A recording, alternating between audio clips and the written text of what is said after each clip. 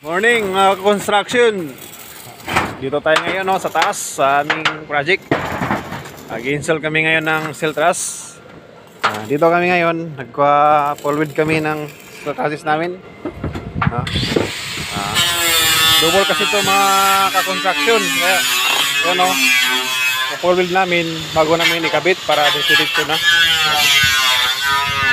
Dito namin ito mga ka-idol, idudugod ito. Dito. Renovation kasi yung tinatrabaho namin. Tapos dito kakating kami ng lumang hero, yung dating traffic niya. Kakating namin to, tapos gagawin namin yung kahoy. Dito install yung process na i-full weld namin ngayon. Ayun ano pala ito mga idol, yung haba nito 7 meters yung dudugtong pa namin, tapos yung lapad nito nasa 0.50.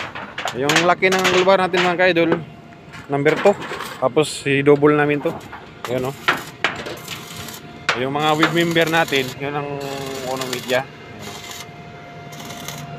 Mga ka-idol.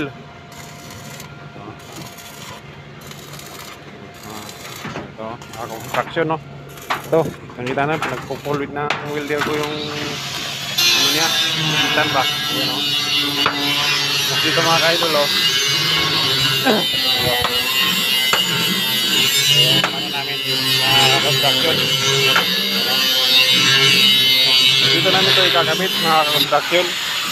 Yung pasis na to. Yan Lagyan na namin yung kahoy. Ikakabit.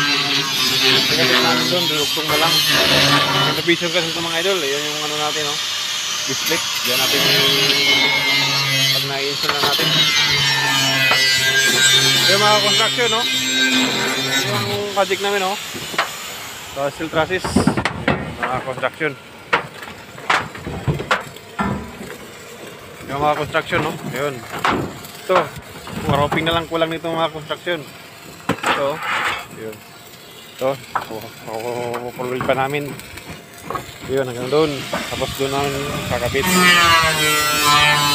Please follow and subscribe mga ka-construction. And good morning.